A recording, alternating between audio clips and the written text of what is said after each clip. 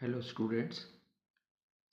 आज हम डिस्कस करने लगे हैं motion of A particle in A vertical circle.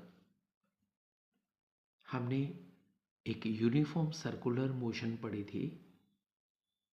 ये हमारे पास सर्कुलर मोशन का ही टॉपिक है, लेकिन पार्टिकल को एक हॉरिजॉन्टल सर्कल की बजाय एक वर्टिकल सर्कल में घुमाया जा रहा है। इसीलिए अगर आप इस मोशन को चेक करें तो ये देखें, मैं एक पार्टिकल को किसी थ्रेड की हेल्प से यहाँ से एक वेलोसिटी दे रहा हूँ। मैं इस वेलोसिटी का नाम VL लिखने लगा हूँ। VL means velocity at lowest point. अब आपको पता है व्हाट विल हैपन। पार्टिकल लगातार ऐसे ऊपर की तरफ मोशन कर रहा है वर्टिकल सर्कल में, और क्योंकि ये अगेंस्ट ग्रेविटी जा रहा है, एवरी इंस्टेंट पर उसकी वेलोसिटी लगातार चेंज हो रही है।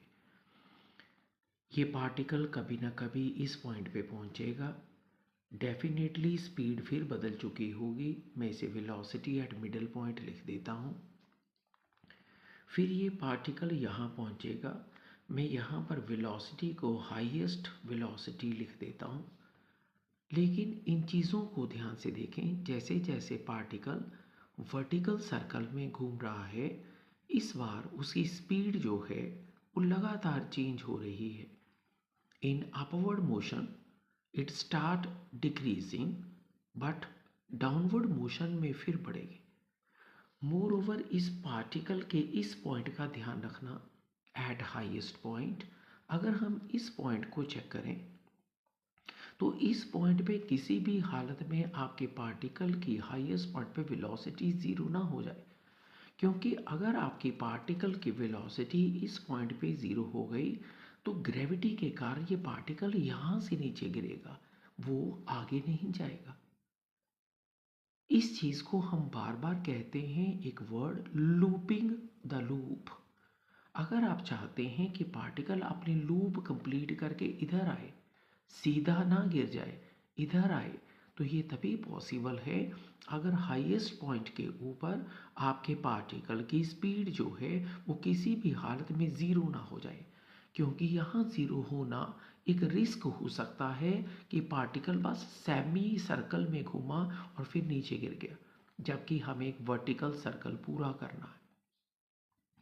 अब क्योंकि रास्ते में इंस्टेंटेनियस पोजीशन बहुत सारी हैं, तो मैं पार्टिकल को डिस्कस करने के लिए उसकी किसी एक पोजीशन को चेक करने लगा हूँ एट एन एंगल थीटा। अगर आप ध्यान दें तो मैंने इस पोजीशन को सिलेक्ट क्यों किया, क्योंकि अगर इसी पोजीशन की डिस्कशन के बाद मैंने थीटा को ज़ीरो भर दिया तो लोएस्ट पॉइंट डिस्कस हो जाएगा।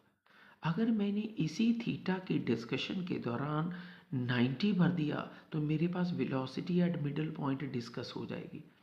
अगर मैंने इसी थीटा को 180 भर दिया तो यहाँ पर हाईएस्ट पॉइंट डिस्कस हो जाएगा।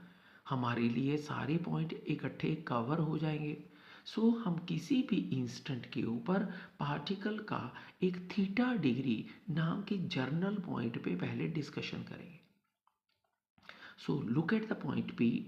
यहाँ पर मैं आपके पार्टिकल की फ्री बॉडी डायग्राम बना रहा हूँ। यू नो दैट जिस जगह पर हम हैं P पार्टिकल पे, वहाँ पर एक मैं वेट ड्रॉ करूँगा। आपको पता है मैं थ्रेड में एक टेंशन ड्रॉ करूँगा, टेंशन। अब आपको पता है यूनिफॉर्म सर्कुलर मोशन में भी आपने पढ़ा, किसी भी पार्टिकल को अपनी सर्कुलर मोशन करने के लिए एक ऐसी नेट फोर्स की ज़रूरत होती है जो फोर्स टुवर्ड्स सेंटर होनी चाहिए। यहाँ पर एक फोर्स T टुवर्ड्स सेंटर ज़रूर है, लेकिन अगर हम इसे और गौर करें तो यहाँ पर मैं आपके mg को रिजॉल्व करने लगा। अगर ये एंगल थीटा है तो कॉरस्पॉन्डिंग एंगल ये भी थीटा होगा। अगर आप अपने mg को रिजॉल्व करें तो आपके पास mg के दो कंपोनेंट हैं, mg cos और यहाँ पर mg sin है। यहाँ पर बड़ा क्लियर दिख रहा है आपको कि अगर आपके इस पार्टिकल के पास टेंशन फोर्स थी टूवर्ड सेंटर, जो पार्टिकल को हेल्प कर रही थी घुमाने में, पर उसकी वैल्यू कम भी हो रही है because of M G cos theta. आपका पार्टिकल ऊपर की तरफ जा रहा था स्पीड v से, एम जी साइन थीटा उसकी स्पीड को लगातार कम कर रहा है, मतलब ये एक नॉन यूनिफॉर्म सर्कुलर मोशन है। अब जरा पार्टिकल P की उस कंडीशन को चेक करें जहां पर पार्टिकल डिस्कस हो रहा है। तो T नाम की टेंशन थी टुवर्ड सेंटर, लेकिन अगर आप गौर करें तो घूमने के दौरान एम जी कॉस थीटा इसे अपोज भी कर रहा है। सो मैं यहाँ पर आर्टिकल में लिखूंगा नेट फोर्स टुवर्ड्स सेंटर। अब जरा गौर करें, नेट फोर्स तो पार्टिकल के पास एट पॉइंट P पे T थी, पर उसमें एम जी कॉस कम हो रहा है। आई विल राइट कि T में से एम जी कॉस थीटा कम हो रहा है और ये है नेट फोर्स। अब मेरी इस नेट फोर्स से पार्टिकल कर क्या रहा है? डेफिनेटली वो चल तो रहा नहीं है, एक्सेलरेट तो कर नहीं रहा, वो तो रिवॉल्व कर रहा है। And what I will say, आपको पता है मैं इस नेट फोर्स को सेंट्रीपिटल फोर्स भर दूंगा। ये वो बेसिक चीज़ है जिससे पता लग रहा है कि पार्टिकल के घूमने की मैथमेटिकल कंडीशन क्या है। अब जरा इनमें से कुछ पॉइंटों को डिस्कस करते हैं, केस में लेते हैं। बच्चों आओ सबसे पहले हाईएस्ट पॉइंट के पास पहुंचते हैं। मैं लिख देता हूं eight highest point.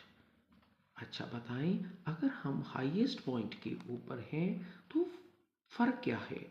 Actually particle P point पे डिस्कस हुआ, अगर यही हाईएस्ट पॉइंट पे चला गया होता तो बेसिकली कुछ नहीं, थीटा ही तो 180 होता। तो मैं अपनी इक्वेशन को, फर्स्ट इक्वेशन को यूज करने लगा हूँ हाईएस्ट पॉइंट के लिए। आई will right TH, I will right mg, I will right cos 180, और मैं यहाँ पर लिखूंगा mvh का स्क्वायर अपॉन r। अगर आपने इस पॉइंट को ध्यान से देखा हो तो cos 180 की वैल्यू -1 होती है, cos 180। तो आपके पास यहाँ पर TH जो है वो इस तरह से आपको एक आंसर देने लगा है, जिसको आप यहाँ से शिफ्ट कर रहे हैं राइट साइड पे। आप जरा गौर करें, जब हम हाईएस्ट पॉइंट पे हैं तो मैं इस TH को पूछ रहा हूँ कि ये वही फोर्स है जो टुवर्ड सेंटर है। मैं यहाँ पर एक बड़ी इंपॉर्टेंट चीज़ लिख रहा हूँ जिसका नाम है लूपिंग द लूप। बच्चों मैं फिर एक बार ये कंडीशन के बारे में बता दूँ। आप नहीं चाहते हैं कि पार्टिकल घूम के यहाँ से गिरे, आप चाहते हैं पार्टिकल आगे जाए। इस कंडीशन को कहते हैं लूपिंग द लूप। और आपको पता है अगर आपका पार्टिकल यहाँ पर नीचे गिर गया तो लूप कंप्लीट नहीं होगी। इसका मतलब मैंने इस फिगर को देखकर ये कहा कि पार्टिकल अपनी टेंशन जो है वो किसी भी हालत में ज़ीरो मत करना हाईएस्ट पॉइंट पे, क्योंकि अगर तुम्हारी टेंशन हाईएस्ट पॉइंट पे ज़ीरो हो गई, टेंशन ख़त्म होते ही सेंट्रीपिटल फोर्स ख़त्म हो जाएगी, तो mg के कारण फिर तो पार्टिकल नीचे गिर जाएगा। मीन्स इसका मतलब है कि tension eight highest point should have any value greater than zero. मतलब टेंशन की कोई वैल्यू तो हो जिससे आपका पार्टिकल, मैं कह सकूं कि हाँ भाई मेरा पार्टिकल जो है इस क्वेश्चन में लूप पूरी कर सकता। अब यहाँ से मैंने टेंशन की वैल्यू निकाली है तो मैं इसे यूज़ करने लगा हूँ, तो मेरे पास है mg विद -1 प्लस mvh का square upon r। For looping the loop you have to be greater than zero. और अगर आपको ये कंडीशन मिल गई है तो आप समझ सकते हैं हमारी पहली कंडीशन लगभग तैयार है। और ये बात भूल मत जाना क्योंकि ये बहुत इम्पॉर्टेंट है कि अगर आपका पार्टिकल कहा जाए कि आपका पार्टिकल जो है लूपिंग द लूप कंप्लीट करना चाहता है तो what should be its velocity at highest point. आपके लिए मैंने लिख दी है, it should be the speed of root R G greater than that. मतलब आप इस क्वेश्चन को कई तरीके से मेंशन कर सकते हैं कि अगर आपको कोई पूछे कि हाईएस्ट पॉइंट पे मिनिमम स्पीड क्या है तो आप मिनिमम स्पीड को रूट आर जी लिख सकते हैं। और असल में ये वैल्यू इससे ज़्यादा आप डिसाइड कर सकते हैं। पर आपको पता है इससे कम पर अगर आप अपने पार्टिकल को घुमाएंगे तो ये पार्टिकल टेंशन की एब्सेंस में, सेंट्रीपिटल की एब्सेंस में mg के कारण सीधा नीचे गिर जाएगा। तो आपको सबसे पहले यहाँ तक का पता होना चाहिए कि हाईएस्ट पॉइंट पे क्या हुआ है। तो हमें हाईएस्ट पॉइंट पे वेलोसिटी की मिनिमम वैल्यू मिल चुकी है, ये है ये, ताकि पार्टिकल जो है अपनी लूप कंप्लीट करे। अब जरा इन दो कंडीशंस को ध्यान से देखें। इनमें से एक लोएस्ट कंडीशन है, एक हाईएस्ट है। मान लो हम हाइट यहाँ से मेज़र करने लगे हैं रेफरेंस लेवल मान के। ये रेडियस है, ये भी रेडियस है, मतलब ये वाली हाइट जो है वो यहाँ से डायामीटर जितनी ऊपर है। बच्चों अब जरा ध्यान दें, मैं कंजर्वेशन ऑफ एनर्जी यूज़ करने लगा। आपको पता है मैकेनिकल एनर्जी जो है उसका सम जो है वो चेंज नहीं होता, तो मैं conservation of mechanical energy use करने लगा। अगर हम कंजर्वेशन की बात करें तो kinetic energy at lowest point, potential energy at lowest point and kinetic energy at highest point and potential energy at highest point का जो सम है वो सेम रहता। अब kinetic energy at lowest point को चेक करते हैं। मैं यहाँ पर फार्मूला लिख रहा हूँ हाफ एम वी स्क्वायर, पर वी की जगह वी एल लिखना। उसके बाद मैं पोटेंशियल एनर्जी तो इसकी ज़ीरो लिख दूंगा। लेकिन जब मैं हाईएस्ट पॉइंट पे पहुंच रहा हूं तो वहां पर मेरी वेलोसिटी का नाम, स्पीड का नाम vh है, जबकि पोटेंशियल एनर्जी में हाइट का नाम तो डायामीटर के बराबर है। अगर आप इस चीज़ को चेक करें और इस वैल्यू को फाइंड आउट करें तो मेरे लिए मैथमेटिकली ये कंडीशन कुछ ऐसे आ गई है, जहां मैं 2 से इसे मल्टीप्लाई कर चुका। अब यहाँ पर हमें हाईएस्ट पॉइंट की मिनिमम वैल्यू तो पता ही है। अगर हमें हाईएस्ट पॉइंट की मिनिमम वैल्यू पता है जिसको मैं यहाँ पर यूज़ करने लगा हूँ, प्लस मेरे पास ये है, तो बड़ी आसानी से आप लोएस्ट पॉइंट की स्पीड को भी उसकी मिनिमम वैल्यू के लिए सिलेक्ट कर सकते हैं। और आपको मैथ समझ आ गया होगा ये। इसका मतलब अगर आपका पार्टिकल वर्टिकल सर्कल में घूमना चाहता है तो यहाँ की वेलोसिटी जो है वो √5g r से ज़्यादा होनी चाहिए।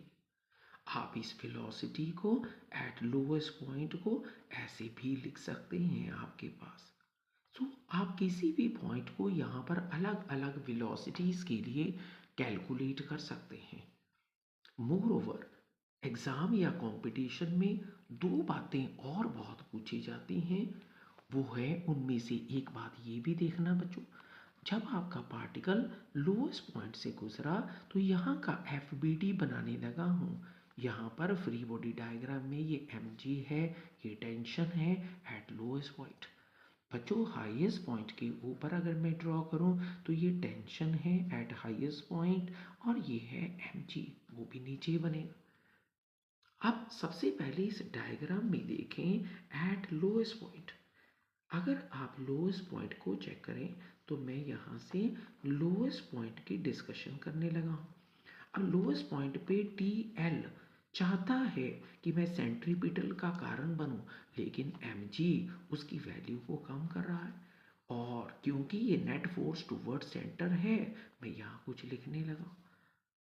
अगर आप हाईएस्ट पॉइंट को देखें तो हाईएस्ट पॉइंट पे टी एच जो है और एम जी की डायरेक्शन तो सेम है, क्योंकि एम जी तो उसमें हेल्प कर रहा है, और ये मिलकर सेंट्रीपिटल का कारण बनेंगे, तो हम ये लिखेंगे।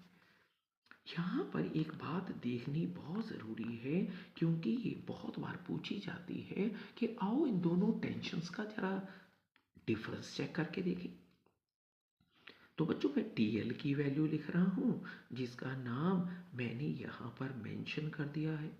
आप समझ गए होंगे, मैंने एम जी को उधर लिख दिया। टी एच की वैल्यू को लिखूं तो मेरे पास ये वैल्यू है, जो कि माइनस करते हुए हमारे पास ऐसे हो जाएगी। आप इस टोटल वैल्यूज़ को ध्यान से देखें तो m और r मेरे पास कॉमन आ रहा है, V L square V H square यहाँ से बाहर जा रहा है, and the 2mg is already there. अब यहाँ से मेरे को टी एल और टी एच की इस वैल्यू में लोएस्ट और हाईएस्ट पॉइंट की वेलोसिटीज़ तो पता है, तो I will write m by R. मैं लोएस्ट पॉइंट की वेलोसिटी को लिख रहा हूँ √5gr के रूट का स्क्वायर माइनस √gr के रूट का स्क्वायर प्लस 2mg। अगर आपने इसे कैलकुलेट करके देख लिया तो आपको पता लग जाएगा कि m बाई आर था ना यहाँ पे, यहाँ से आ जाएगा 5gr, यहाँ से आ जाएगा -gr, इसके माइनस करके तो 4gr ही बचेगा, प्लस 2mg जो हमारे पास है वो ऑलरेडी है।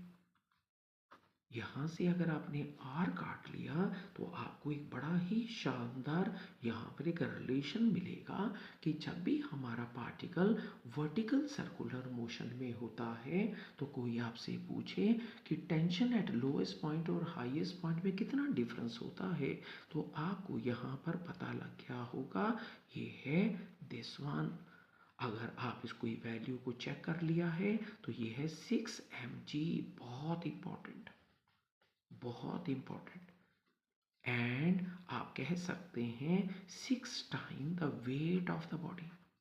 तो कई बार इसके ऊपर कमेंट आता है कि अगर एक पार्टिकल वर्टिकल सर्कुलर मोशन में घूम रहा है और आपको पूछा जाए कि tension eight lowest and highest point का डिफरेंस क्या है, तो टेंशन एट लोएस्ट पॉइंट और हायर पॉइंट का डिफरेंस 6mg आ रहा है, जिसको आप कह सकते हैं 6 time the weight of the body. मैं होप करता हूँ यहाँ पर आपको अलग अलग पॉइंटों की डिस्कशन जो हमारे लिए इम्पॉर्टेंट होती है उसका मीनिंग समझ आ गया होगा। आप बहुत सारे और डिस्कशंस खुद भी कर सकते हैं। आप मिडिल पॉइंट की वेलोसिटी निकालने के लिए भी कंजर्वेशन ऑफ एनर्जी का यूज़ करें, आपको मिडिल पॉइंट की वेलोसिटी भी मिल जाएगी। अगर आपको नहीं मिलेगा तो आप मेरे को बता दें, मैं इसे दोबारा भी करवा दूंगा, लेकिन ये ऑप्शनल है if you want to do.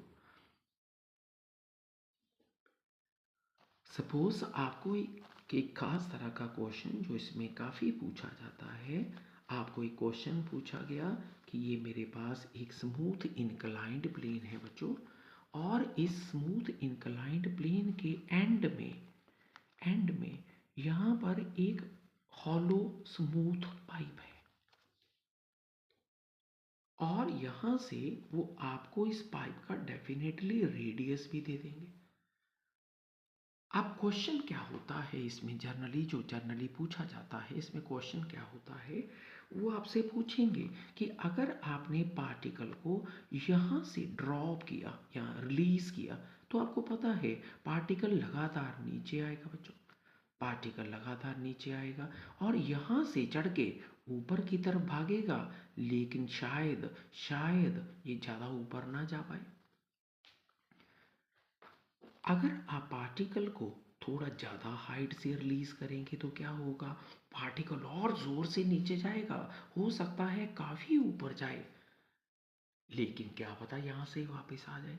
Paper में आपको एक क्वेश्चन या एमसीक्यू बहुत पूछा जाता है कि बताएं हम क्या हाइट रखें ताकि पार्टिकल जैसे जैसे नीचे आए अपनी पोटेंशियल एनर्जी लॉस करे, वो इस हॉलो पाइप में जाए लेकिन वो अपनी लूप कंप्लीट करके आए।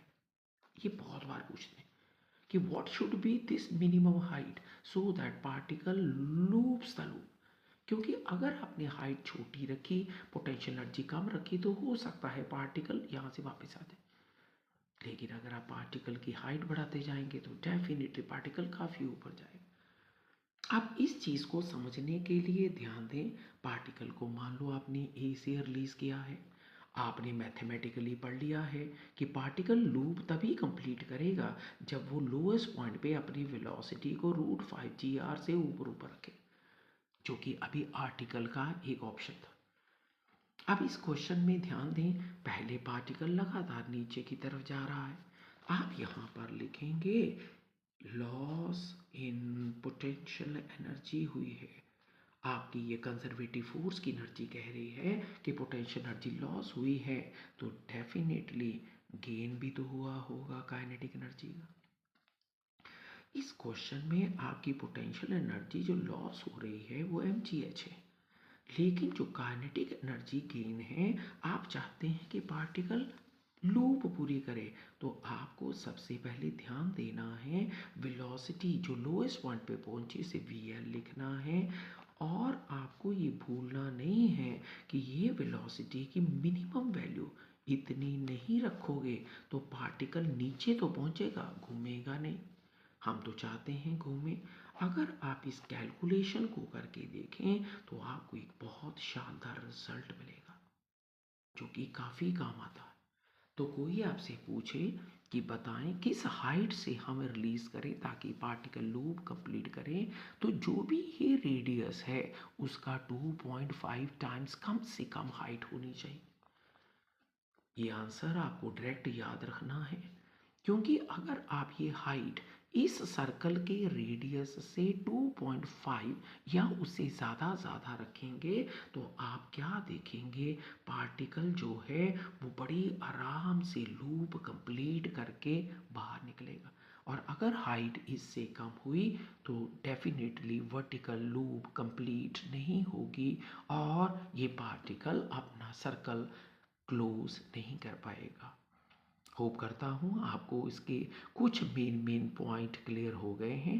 Thank you. और इसे बार बार करके देखें, लिख के देखें, क्योंकि बिना लिखे नहीं समझ आता है। Thank you.